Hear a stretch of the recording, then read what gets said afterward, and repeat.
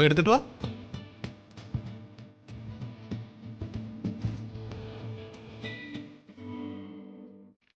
വാ ഇങ്ങനെടുത്ത.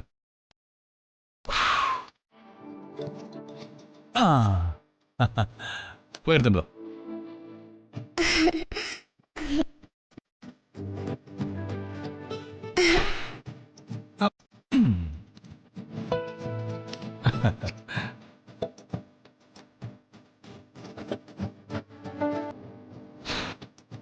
അങ്കിള് പഠിക്കുന്ന കാലത്തെ സ്കൂളിൽ വെച്ച് ഇങ്ങനെ വിമാനം ഉണ്ടാക്കി പറത്തി കളിക്കുമായിരുന്നു.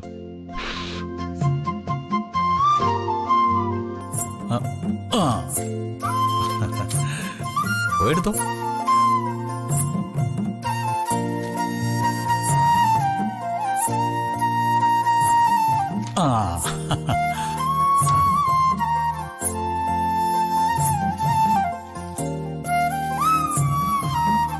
മോളെ അതെ മോളെ, അച്ഛൻ തിരക്കുന്നു. ചെല ഞാൻ ജഗനങ്ങളിലൂടെ കളിക്കാം. വന്ദനമേ, ഈ വിമാനം കണ്ടോ? ജഗനങ്ങൾ ഉണ്ടാക്കി തന്നതാ. വന്ദനമ്മ, ഇതൊന്ന് പറത്തി നോക്കിയേ. മോളിത് അച്ഛന് കൊണ്ടുപോയി കൊടുത്തേ. ആ അങ്കിളെ, ഞാൻ ഇത് അച്ഛനെ കാണിച്ചിട്ട് വരാം.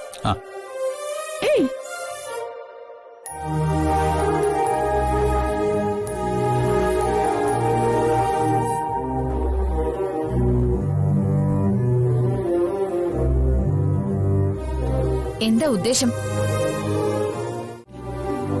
ഞാൻ ഒരു പ്രാവശ്യം ജഗനോട് പറഞ്ഞതാ. പറഞ്ഞത് എന്നെ വീണ്ടും വീണ്ടും പറയിക്കുന്നതിനോട് എനിക്ക് താല്പര്യമില്ല. കേൾക്കാൻ എനിക്ക് അച്ഛനെ വിഷമിപ്പിക്കാതിരിക്കാനാ ഞാൻ നിങ്ങൾക്ക് ഭർത്താവിന്റെ പദവി നൽകി കൂടെ നടക്കുന്നത്. ഞാൻ അംഗീകരിക്കാത്ത കല്യാണത്തിന്റെ വിരുന്നിൽ പങ്കെടുക്കുന്നതേ ഞാൻ കാരണം ഈ വീട്ടിൽ ആരുടെയും സന്തോഷം നശിക്കാൻ പാടില്ല എന്ന് കരുതിയ. അതിനർത്ഥം ഞാൻ നിന്നെ അംഗീകരിച്ചു എന്നല്ല. എന്റെ കഴുത്തിൽ നീ കെട്ടിയ താലി ഇന്നും എന്നെ ശ്വാസം മുട്ടിക്കുന്നുണ്ട്.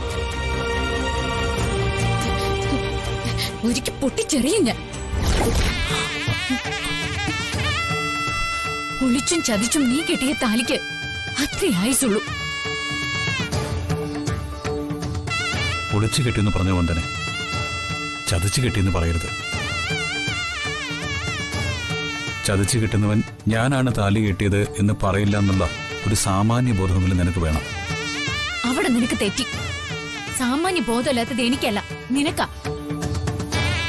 ആണൊരുത്തിന് കയ്യിൽ കാശുണ്ടെങ്കിൽ മണ്ണും വാങ്ങാം, പൊന്നും വാങ്ങാം.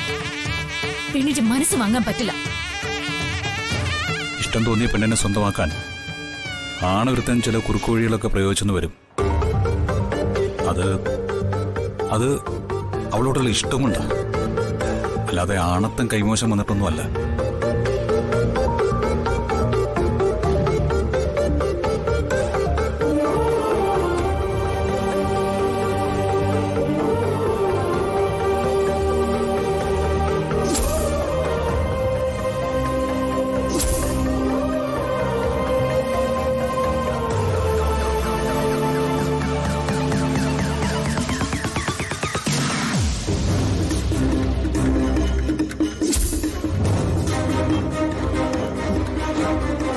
നിന്നെ എനിക്ക് വെറുപ്പാണ്.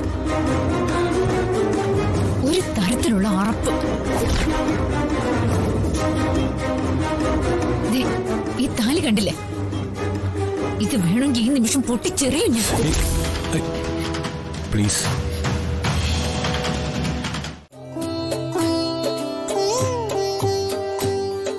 മോളെ, പായസത്തിനൊരല്പം കൂടി മധുരം വേണമായിരുന്നു. കുറുകി വരുമ്പോഴേക്കും മധുരം പാകമാവും അമ്മ. അല്ല, സുചിത്രയുടെ അമ്മ എത്തിയില്ലേ? എന്നോട് വരാന്ന് സമ്മതിച്ചാണല്ലോ. ഇങ്ങോട്ട് മാറി നിൽക്കേ.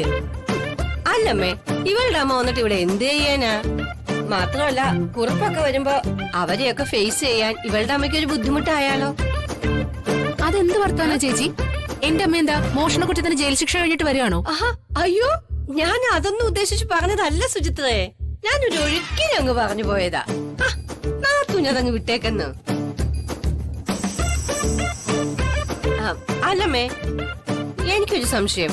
പെണ്ണ് കാണലില്ല, കല്യാണം ഉറപ്പിക്കലില്ല, നിശ്ചയമില്ല, എന്തിന് കല്യാണം പോലും ഇല്ല. പിന്നെന്തിനാ ഇപ്പൊ ഇങ്ങനൊരു ചടങ്ങ്?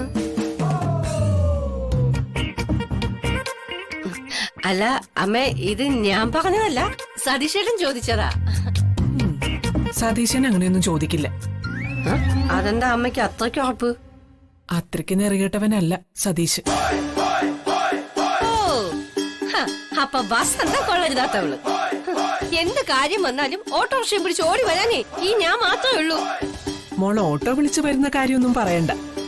150 രൂപ ഓട്ടോയ്ക്ക് കൊടുക്കുന്നുണ്ടെങ്കിലേ 1000 രൂപ മുതലാക്കി പോന്നവളാ എന്റെ മോള്.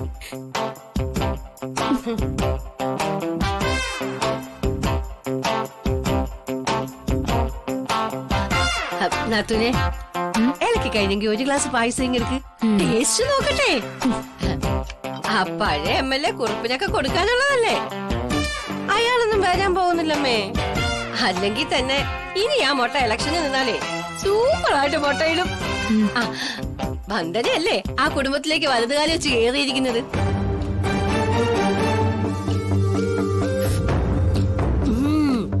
നല്ല പായസം.